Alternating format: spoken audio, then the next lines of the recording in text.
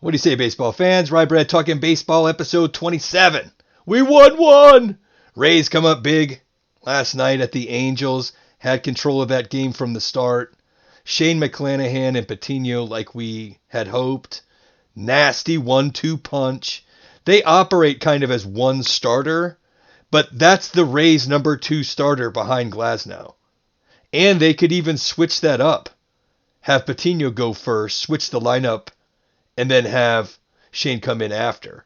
It's a great weapon for the Rays, and they need that. They need to lean on that. They're putting the ego aside, and these guys are coming in and doing what they can to carry some water for the staff, because everybody has to pitch in. It's a long season, and they need innings out of guys that aren't used to giving a lot of innings, and who they're not going to let give a lot of innings, frankly. So they need to use everybody. All hands on deck. Check your ego at the door, and it seems like the Rays are doing that. Man, they looked comfortable last night at the Angels. Patino left one middle to Trout, so what do you think's going to happen? But outside of that, they looked amazing, both of those two, Patino and Shane McClanahan.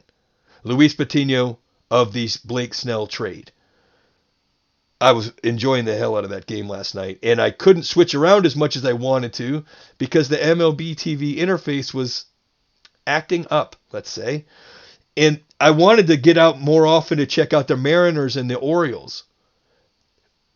The Mariners need that game, and they got it. Kyle. If your name was Kyle, you were hitting bombs last night.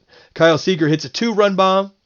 Kyle Lewis hits a 3-run bomb, saddles Lakins with the loss, even though Tanner Scott had just relieved him, comes in, gives up the bomb, the 3-run jack, and then he saddles Lakins with the loss. Ouch! That's how the cookie crumbles, man. That was dirty. But now you've got a 1-1 series out there with both aces lined up tonight. Or today, excuse me. That's going to be a daytime game, and I can't wait. John Means of the parachute loaded variety. And then you've got Kikuchi, who was flirting with a no-no at Houston the last time out. So these guys are going to put it together for a nice showcase. And hopefully they're alone in that window. There's not much going on in that window. I haven't checked, but I'm all over that one.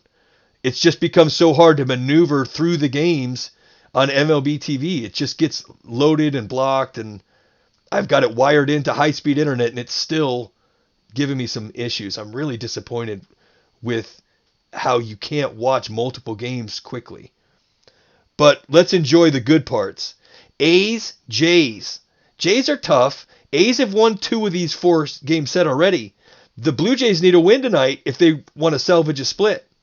Remember, you move the needle by sweeping teams. You get over 90 wins by winning your series consistently. And these splits are what kind of keep you afloat. You start losing these series 3-1, 3-1, or 1-3, depending on your perspective. It adds up quick, man. That's a big game tonight for the Angels with Shohei on the hill against a bullpen game for the Rays, Kittredge and probably Colin McHugh after. Piecemeal. If you're the Angels and you're going to win a game against the Rays, tonight's the night to do it. Same with the Jays. Jays need one here to split if they want to split. And then the rubber match, O's and Mariners, that's the one that's in the triage. That's getting decided today, so I'm into it. And you can't forget that Houston series that started in New York is another iteration of this East-West thing. I'm looking at these guys, and they're so evenly matched. I can't imagine Houston, New York, Rays, Angels, A's, Blue Jays, Mariners. All of those guys can get into the wild card.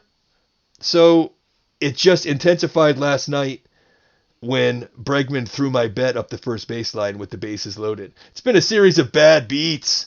Thank God the Rays got me out of it. But we're going to stay hot today.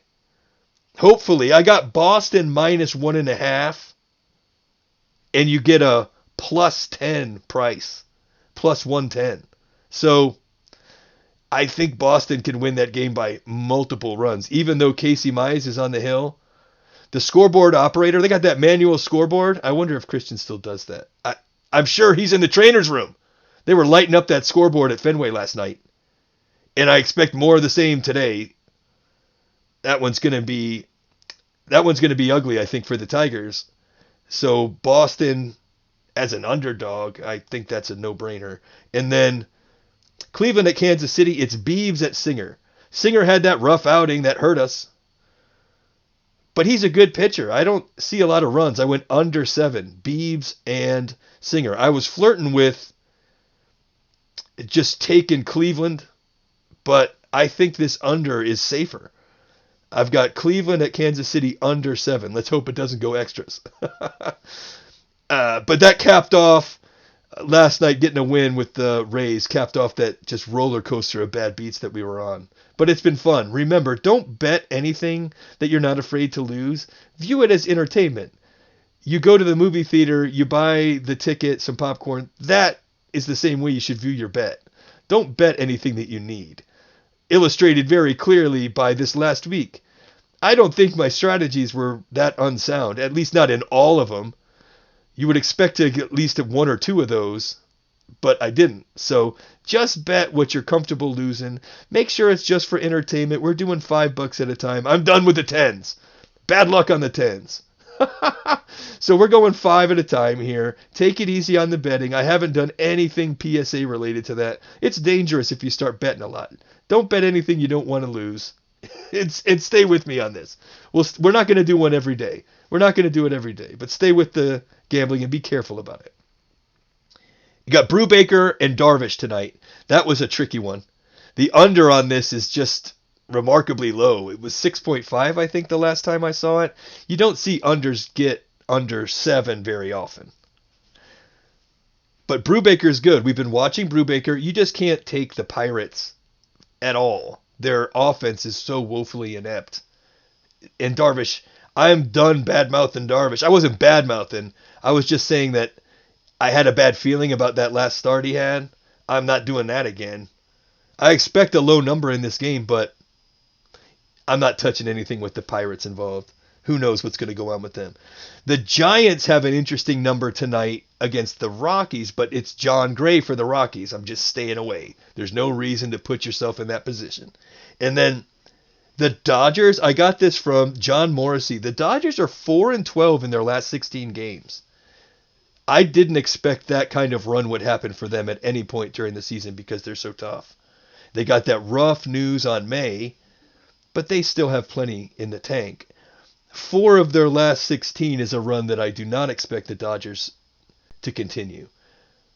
And they should win against the Cubs, but I'm staying away from it. Look at what the Cubbies did. Staying away from all that. We had a good one last night with the A's. Let's keep it hot with Boston minus 1.5 and Cleveland at KC under 7. If you're at the Trop, you want a steak, head over to Bascom's Chop House in Clearwater, Florida. It's 15 minutes away.